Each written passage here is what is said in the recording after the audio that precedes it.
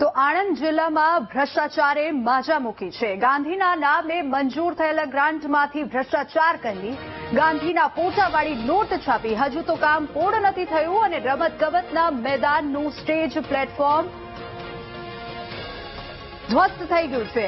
આંકલાવના જોશીકુવામાં 9,66,662 રૂપિયાના ખર્ચે તૈયાર થયેલ રમતગમતના મેદાનનું બાળમરણ થયું છે।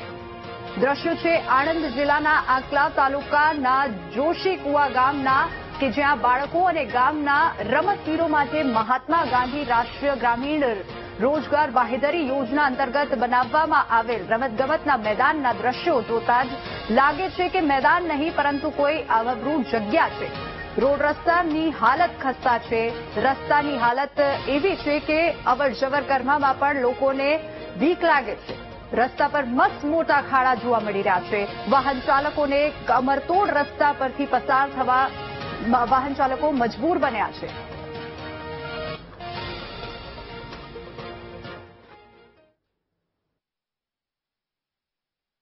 વડોદરા છે અને ખાડોદરા એનું નામ પડી જ ગયું છે અને તમે જોઈ શકો છો કેવી હાલત છે। હવે આમાં બીજું જે દેખાય એ જ જોવાનું છે અને જે જુએ એને ખબર પડે કે આ શું છે। એમાં બોલીને બગાડવાની કઈ જરૂર જ નથી। પ્રેક્ટિકલ જોઈ લો અને જે આ કોર્પોરેશન અધિકારીઓ છે એમને અહીં બોલાવો અને જો એમને કે શું હાલત છે। બરાબર, આ યમુના મિલનો રસ્તો જુઓ, ડભોઈ રોડ જુઓ, બધા રસ્તા ખરાબ છે।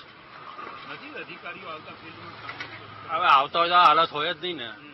મારે બોલીને બગાડવાનું આ દેખાય જ છે। જો જે છે તે બધું દેખાય જ છે। બહુ તકલીફનું કામ છે। ચોમાસામાં તો કોઈ એક્સિડન્ટ થાય, પછી ગાડીઓ ખરાબ થાય તો કોઈ એટલે તકલીફ તો છે જ એમ ટૂંકમાં। હા, પેટમાં તો ગડબડ થઈ જાય રાતે તો એવું થાય છે। અંબોય ખસી જાય તો પતી ગયું પછી કઈ છે। બહુ ટાઈમથી આ તો છે, બહુ ટાઈમથી એટલે અહીંથી નીકળે તો પેસેન્જર પોતે કે અહીંથી ના લો એમ। રસ્તા એમ સારો થઈ જાય તો સારું છે। 12 માસ સાહેબ આવા ખાડા હોય છે, કમરના મણકા ભાગી જાય એવી રીતનું અહીંયા આગળ એટલે ખાડાનું કોઈ સોલ્યુશન અધિકારીઓ ફરે છે, જુએ છે પણ આનું કોઈ સોલ્યુશન આવતું નથી। નાના છોકરાઓ સ્કૂલે જતા અડચણ આવે છે, લેડીઝોના પગ એ થઈ જાય છે, નાના છોકરા પડી જાય છે અને ગાડીઓના બધું એક્સિડન્ટનો ભય રહે છે કાયમ અને એક્સિડન્ટ બી કેટલા થતા રહે પણ આનું કોઈ સોલ્યુશન આવતું નથી। સમાચાર બોટાદથી પ્રાપ્ત થઈ રહ્યા છે। બોટાદ શહેરના પાળિયાદ રોડ પરથી અનેક ગામોને જોડતો બાયપાસ રોડ છેલ્લા 3 વર્ષથી બિસ્માર હાલતમાં છે, જેથી વાહન ચાલકો અને સ્થાનિકો રહીશોને ભારે હાલાકીનો સામનો કરવો પડી રહ્યો છે। આ બાયપાસ રસ્તો બોટાદ જિલ્લાના તુરખા, દેવધરી અને ઝરિયા આ તમામ ગામડાઓને જોડે છે અને સુરેન્દ્રનગર, પાળિયાદ તથા અમદાવાદ જેવા શહેરોમાંથી આવતા વાહનો માટે મહત્વનો માર્ગ છે। બહુ ખરાબ સ્થિતિ છે। ગાડી નથી હાલતી સાહેબ અને પાણી જેટલું ભરાઈ જાય છે ને એટલે ગાડી જ નથી હાલતી।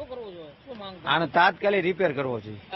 આ રોડની સ્થિતિ બહુમાં બહુ ખરાબ સ્થિતિ છે અને નહીં તો 2-3 વર્ષથી આ રોડની એવી ને એવી સ્થિતિ છે। નથી નગરપાલિકા કઈ ધ્યાન દેતો। જો બાજુમાં બગીચો છે, તળાવ છે, નર્સરી છે, એ ઉપરાંત મોટા વાહનો હાલે છે।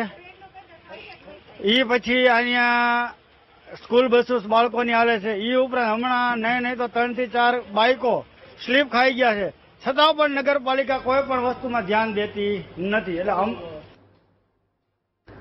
તો અમદાવાદ મહાનગરપાલિકા હવે રોડ ટેસ્ટિંગ લેબોરેટરી બનાવશે। પાલિકા પીપળજ ખાતે 2.74 કરોડની અદ્યતન રોડ લેબ બનશે અને જ્યાં રોડ મટીરીયલનું ટેસ્ટિંગ થશે।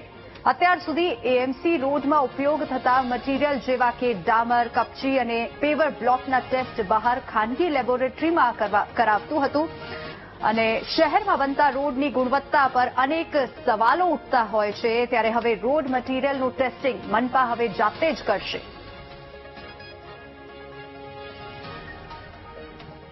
લેબોરેટરી બનાવવાનું આયોજન કર્યું છે. પરિણામે તમામ સિવિલ વર્ક એની જો ચકાસણી કરવી હોય તો એક જ જગ્યાએથી થઈ શકે અને કોર્પોરેશન હસ્તકની પોતાની જ લેબોરેટરીમાં થઈ શકે એ માટે પોતાની લેબોરેટરી, જે રીતે મહાનગરપાલિકાને પોતાની ફૂડ લેબોરેટરી છે, એ રીતે વાત કરીએ કે સિવિલ વર્ક માટે જ્યારે 90% કામ મહાનગરપાલિકાની અંદર સિવિલ વર્ક થતું હોય તો સિવિલ જે વપરાતા જે વસ્તુઓ છે એની ચકાસણી એક જ જગ્યાએથી થાય એ માટે ટેસ્ટિંગ માટેની લેબોરેટરીનું કામ એ મંજૂર કરવામાં આવ્યું છે.